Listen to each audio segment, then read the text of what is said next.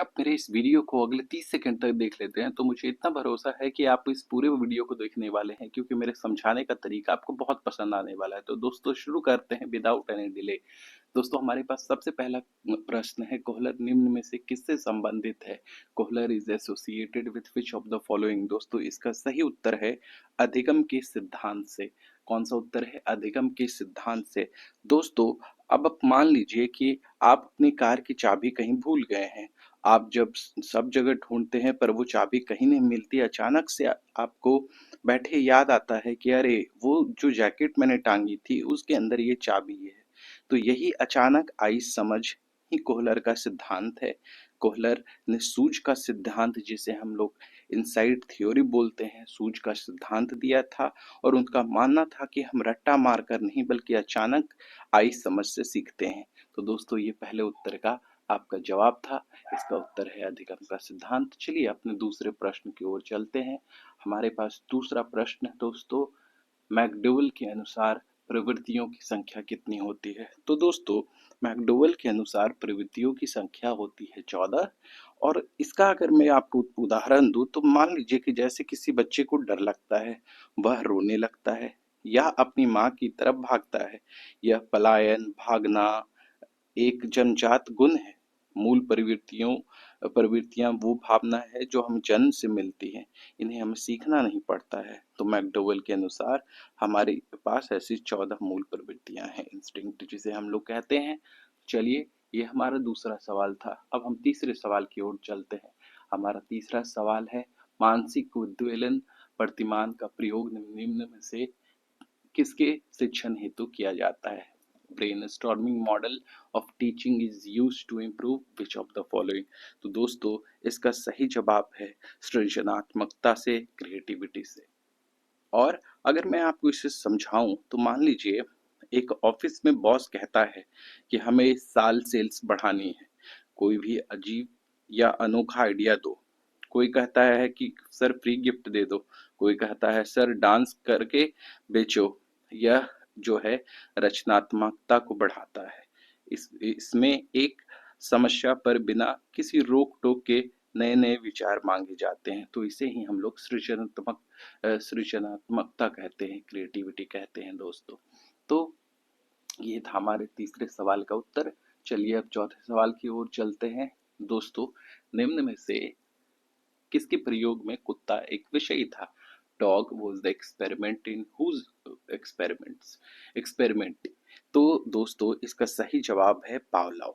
अब दोस्तों इसको मैं समझाने के लिए आपको एक उदाहरण देता हूँ कि जैसे जैसे ही मंदिर की घंटी बजती है, लोग श्रद्धा से सिर झुका लेते हैं। घंटी बजना एक संकेत है जो पूजा से जुड़ा हुआ है। पावलोव ने दिखाया कि कैसे हम किसी आवाज या संकेत को असली चीज से जोड़ लेते हैं, जिसे उन्होंने कंडीशनिंग का नाम दिया।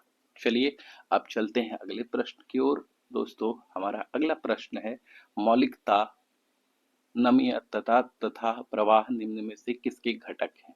Originality, flexibility and flow are the component of which of the following?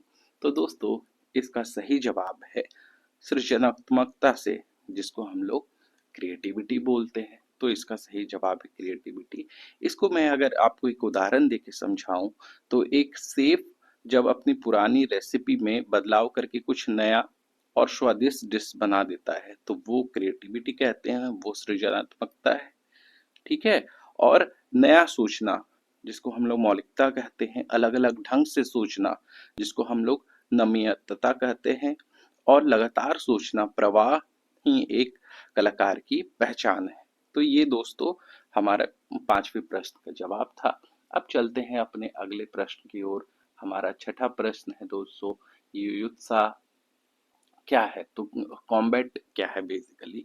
ठीक है। तो दोस्तों इसका सही जवाब है मूल प्रवृत्ति। ठीक है। इसका सही जवाब क्या है? मूल प्रवृत्ति। और इसको समझाने के लिए मान लीजिए जब दो बिल्लियां एक रोटी के टुकड़े के लिए लड़ती हैं, ठीक है, तो उनका यही जो है उनकी जन्मजात युत्सा प्रवृत्ति है, या लड़ने या मुकाबला करने की जन्मजात इच्छा है, मूल प्रवृत्ति है। इसे ही हम लोग युत्सा कहते हैं दोस्तों। तो ये हो गया छठे प्रश्न का। अब चलते हैं अपने 7वें प्रश्न की ओर। 7वां प्रश्न हमारा है दोस्तों, बालकों के सामाजिक विकास को प्रभावित करने वाला तत्व है। Factors affecting the social development of children are. तो दोस्तों, यदि बच्चे जो बच्चा है ऐसे घर में बड़ा होता है जहाँ सब बहुत सलीके से बात करते हैं, तो वो भी वैसा ही व्यवहार सीखेगा। बच्चा जहाँ रहता है, जिनके साथ रहता है, वैसा ही बनता है। तो ठीक उसी तरह से दोस्तों, इस सवाल का जवाब जो है वह है सामाजिक परिवेशी तत्व में। तो इसका जवाब है 4। ठीक है, चलते हैं अगले प्रश्न की ओर।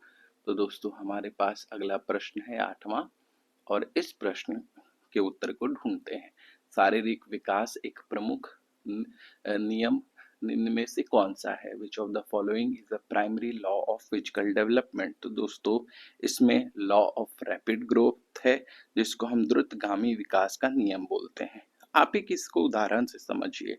आपने देखा होगा कि गर्मी की छुट्टियों के बाद जब बच्चा स्कूल लौटता है, तो उसकी पैंट छोटी हो जाती है। यह अचानक हुई तेज बढ़त है, ठीक है।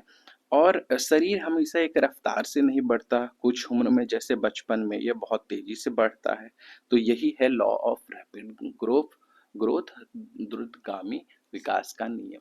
तो ये हो गया 8वें प्रश्न का जवाब। चलते हैं अपने 9वें प्रश्न की ओर, और 9वां प्रश्न हमारा कुछ इस तरह से है, निम्नलिखित में से कौन सा विकास का सिद्धांत नहीं है? तो दोस्तों, इसमें पूछा है कि कौन सा नहीं है, तो इसका सही उत्तर है अनुकूलित प्रत्यावर्तन सिद्धांत, थ्योरी ऑफ कंडीशनड रिफ्लेक्स। ठीक है, अगर मैं इसको आपको एक लाइन में बताऊं, तो दोस्तों यह सीखने का तरीका है, शारीरिक या मानसिक विकास का नियम नहीं है। ठीक है, अब चलते हैं हम लोग अपने 10वें प्रश्न की ओर, और 10वां प्रश्न हमारा ये है, विकास के परिणाम स्वरूप नवीन विशेषताएं और नवीन योग्यताएं प्रकट होती हैं। यह कथन किसने दिया है? Development results in new characteristics and new abilities, this statement is given by. तो दोस्तों, ये स्टेटमेंट दिया गया है हरलॉक के द्वारा, और इसका सही जवाब है हरलॉक। ठीक है, और इसको अगर मैं आपको एक लाइन में समझाऊं, तो विकास का मतलब सिर्फ लंबाई बढ़ने से नहीं है, बल्कि नई स्किल जैसे बोलना, समझना, है ना, इन सब चीजों से है। ठीक है, अब चलते हैं हम लोग अपने 11वें प्रश्न की ओर, और हमारा 11वां प्रश्न है, पूर्व अनुभव के आधार पर संवेदना को अर्थ प्रदान करना कहलाता है। तो दोस्तों, संवेदना को जब हम लोग करेंगे, मीनिंग देंगे इसको, तो वो क्या कहलाएगा? वो कहलाएगा प्रत्यक्षीकरण। तो इसका सही जवाब है प्रत्यक्षीकरण, जिसको हम लोग परसेप्शन भी बोलते हैं। ठीक है, इसे मैं अगर आपको समझाऊं उदाहरण के साथ, तो मान लीजिए अंधेरे में रस्सी को देखकर सांप हम लोग कभी कभी समझ लेते हैं। ठीक है, दिमाग ने संवेदनाओं को एक गलत अर्थ दे देता है कभी कभी। ठीक है, तो ये परसेप्शन है, कान ने कुछ सुना, संवेदना, दिमाग ने कहा ये तो माँ की आवाज है, तो ये प्रत्यक्षीकरण है। ठीक है, तो ये हमको मीनिंग देता है, संवेदनाओं को अर्थ प्रदान करता है। तो इसका सही जवाब है प्रत्यक्षीकरण। अब चलते हैं दोस्तों अपने 12वें सवाल की ओर। 12वां सवाल है, सीखने में प्रयास व भूल के सिद्धांत का प्रतिपादन किसने किया? Who has propounded the law of trial and error of learning? तो दोस्तों, इसका आंसर तो है थॉर्नडाइक। इसे थोड़ा समझते हैं। ठीक है, थॉर्नडाइक, इसे हम लोग समझते हैं। दोस्तों, पहली बार चाय बनाते समय चीनी ज्यादा हो गई, या दूसरी बार कम रह गई, तीसरी बार में आपने सही स्वाद सीख लिया, तो ये गलतियां कर करके ही सीखने का रास्ता है, और यही ट्रायल एंड एरर का सिद्धांत दिया है थॉर्नडाइक ने। दोस्तों, अब चलते हैं अपने 13वें प्रश्न की ओर, और 13वां प्रश्न हमारा है, औसत बुद्धि वाले बालकों का बुद्धि लब्धि स्तर होगा, IQ level of average intelligence children will be between, कितने के बीच में होगा? तो दोस्तों, दुनिया में ज्यादातर लोग इसी कैटेगरी में आते हैं, जो अपनी रोजमर्रा की जिंदगी या स्कूल ठीक से मैनेज कर लेते हैं। तो उनका IQ लेवल दोस्तों 90 से 109 के बीच में होता है। तो ये था हमारा 13वें सवाल का जवाब। अब चलते हैं दोस्तों 14वें सवाल की ओर। 14वां सवाल है, निम्न में से कौन सा तरल क्रिस्टलीय बुद्धि के प्रतिमान के प्रतिपादक थे? तो दोस्तों, इसका सही जवाब है कैटल। ठीक है, इसका सही जवाब है कैटल। दोस्तों, तरल बुद्धि यानी नई समस्याओं को सुलझाने का जो ताकत होता है उसे बोलते हैं। और क्रिस्टलीय बुद्धि यानी जो हमने उम्र के साथ सीखा है। ठीक है, आप इसको एक उदाहरण से समझिए। एक युवा का नया सॉफ्टवेयर तेजी से चला लेना तरल है, और एक बुजुर्ग का जीवन के अनुभवों से सलाह देना ये क्रिस्टलीय है। तो ये आपने बहुत अच्छे से समझा होगा। दोस्तों, आपको fluid Mosaic model of intelligence भी इसे कहते हैं, और इसे किसने दिया था दोस्तों? इसे दिया था कैटल ने।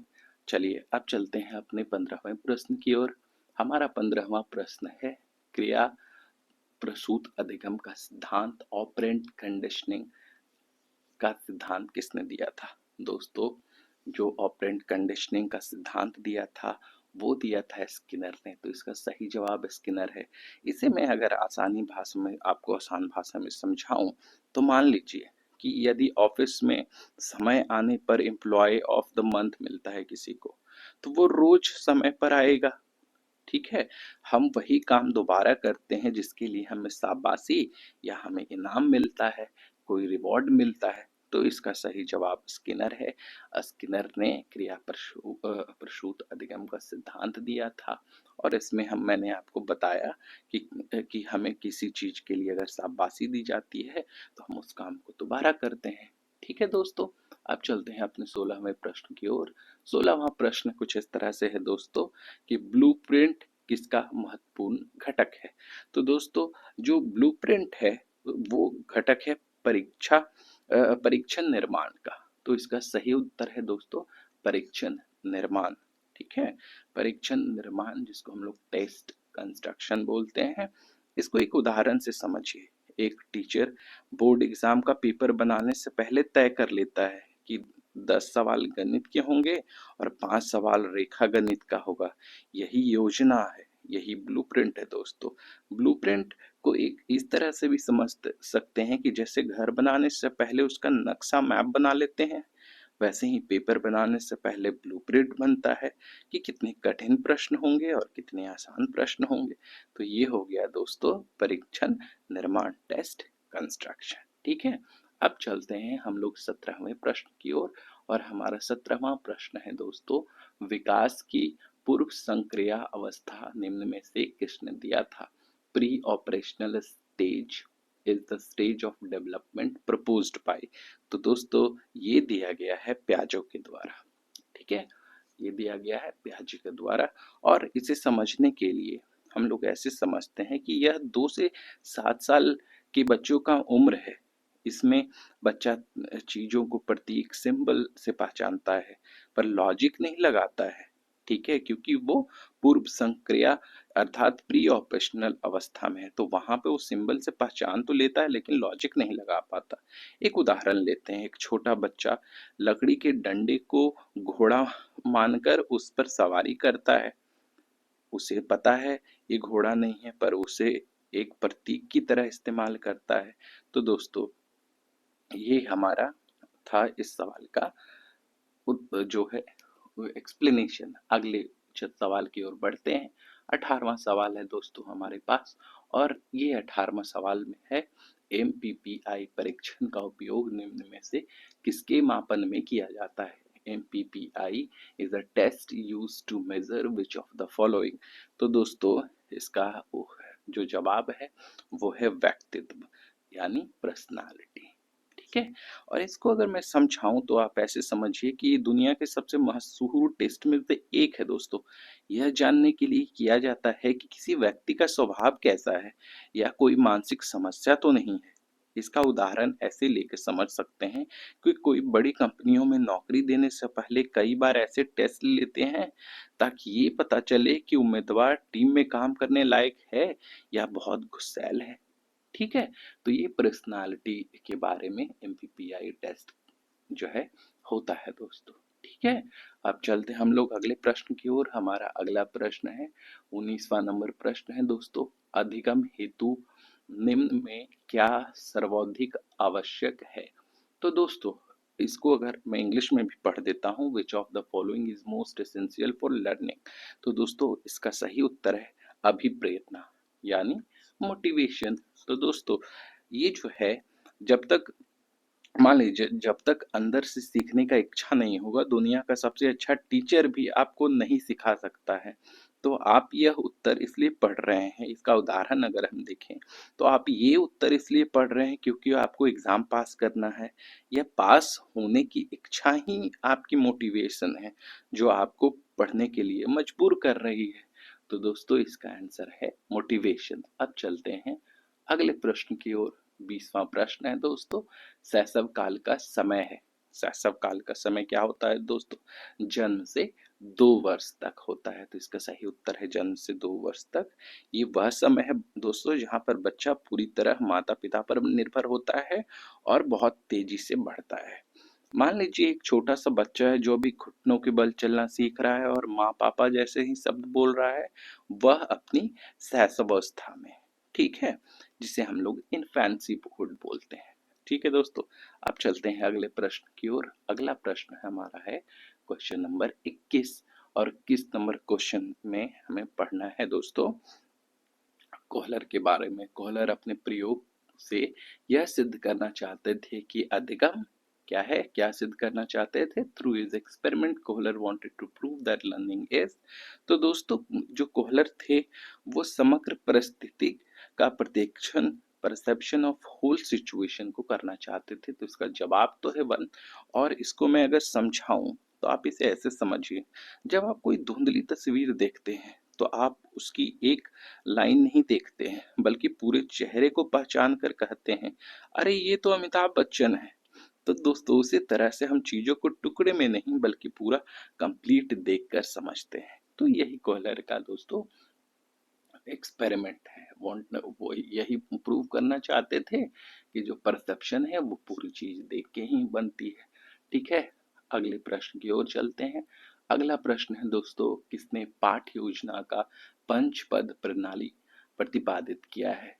Who propounded 5-step system of lesson planning? तो दोस्तों इसका सही जवाब है हर्बर्ट, और ये क्वेश्चन काफी फेमस है। ठीक है, हर्बर्ट। तो दोस्तों हर्बर्ट, इसको मैं थोड़ा विस्तार करूं तो उन्होंने पढ़ाने के 5 स्टेप बताए हैं, जिसमें है प्रस्तावना, प्रस्तुतिकरण, तुलना, सामान्यीकरण और प्रयोग। दोस्तों एक उदाहरण लेके समझे तो एक अच्छा टीचर क्लास में आते ही सीधा पढ़ाना शुरू नहीं करता। पहले वो पुराने पाठ से जोड़ता है, जिसे प्रस्तावना कहते हैं, फिर नया टॉपिक समझाता है ना। तो ये 5 स्टेप पंचपद प्रणाली है दोस्तों, और ये हर्बर्ट की योजना है। ठीक है, हर्बर्ट ने इसे प्रोपाउंड किया था, जो पंचपद प्रणाली है उसका प्रतिपादन किया था। ठीक है, अब चलते हैं अगले प्रश्न की ओर दोस्तों। अगला प्रश्न है क्वेश्चन नंबर 23, और क्वेश्चन नंबर 23 में हमें बताना है कि निम्नलिखित में ग्रंथियों के आधार व्यक्तित्व के विभिन्न प्रकारों की चर्चा किसने की है? तो दोस्तों who describe different types of personality based on glands from the following? तो दोस्तों इसका सही जवाब है कैनन, है ना, कैनन। तो दोस्तों जो कैनन थे, इनका मानना था कि हमारे शरीर के हार्मोन्स तय करते हैं कि हम खुशमिजाज होंगे या सुस्त होंगे। इसे एक उदाहरण से समझिए। यदि किसी की थायराइड जो ग्रंथि है ठीक से काम नहीं करती, तो वह व्यक्ति जो है बहुत जल्दी थक जाता है या चिड़चिड़ाव हो जाता है। तो दोस्तों ये जो है आपका कैनन ने दिया था, इसका सही उत्तर है कैनन। अब चलते हैं दोस्तों हमारे 24वें प्रश्न की ओर। 24वां प्रश्न है जो दोस्तों सृजनात्मकता मौलिक परिणामों के अभिव्यक्त करने की मानसिक प्रक्रिया है। यह कथन creativity is a mental process to express the original outcomes. The statement is of. दोस्तों ये स्टेटमेंट क्रो एंड क्रो का है। ठीक है, ये क्रो एंड क्रो का है ना। और दोस्तों यह एक परिभाषा है, और ये क्या कहता है? ये कहता है कि क्रिएटिविटी का मतलब है अपने दिमाग से कुछ बिल्कुल नया और ओरिजिनल बाहर निकालना। इसे एक उदाहरण से समझिए। दोस्तों एक कवि जब अपनी कल्पना से एक ऐसी कविता लिखता है जो पहले कभी किसी ने नहीं सुनी, तो वह क्रो एवं क्रो की इस परिभाषा को सच कर रहा होता है। तो सृजनात्मकता मौलिक परिणामों का अभिव्यक्ति करने की मानसिक प्रक्रिया, ये कथन जो है दोस्तों क्रो एंड क्रो का है। ठीक है, अब चलते हैं अगले प्रश्न की ओर। हमारा अगला प्रश्न है दोस्तों 25वां, जिसमें हमें बताना है कि बीएफ स्किनर के अनुसार बच्चों में भाषा का विकास होता है। ठीक है, तो दोस्तों इसका जो जवाब है वो अनुकरण एवं प्रबलन के फलस्वरूप होता है। तो इसका सही जवाब है as an outcome of imitation and reinforcement. दोस्तों इसको समझते हैं हम लोग थोड़े अच्छे से। इसमें मान लीजिए बच्चा जो है बड़ों की नकल करता है, जिसको हम लोग इमिटेशन बोलते हैं, और जब वह सही बोलता है तो उसे शाबाशी यानी रीइंफोर्समेंट मिलता है, जिससे वह जल्दी सीखता है। एक उदाहरण लेते हैं, बच्चा बोलता है पापा, माँ, मुस्कुराकर उसे गोद में उठा लेती है। इस इनाम शाबाशी की वजह से बच्चा बार बार पापा बोलना सीख जाता है। तो दोस्तों यही है बीएफ स्किनर का के द्वारा जो है इमिटेशन और रीइंफोर्समेंट का आउटकम। ठीक है, outcome of imitation and reinforcement अनुकरण एवं प्रबलन के फलस्वरूप। ठीक है, बच्चों का में भाषा का विकास होता है। अब चलते हैं अपने 26वें प्रश्न की ओर। मूल प्रवृत्तियों को 14 प्रकार से डैश ने वर्गित किया है। Instincts are classified in 14 types by. तो दोस्तों ये इसका जवाब है मैकडूगल। तो इसका जवाब है दोस्तों मैकडूगल। जो ये प्रश्न जो दोस्तों है इसमें इसको उदाहरण से समझिए। घृणा होने पर हम उस चीज से दूर हट जाते हैं। यह दूर हटना एक मूल प्रवृत्ति है दोस्तों।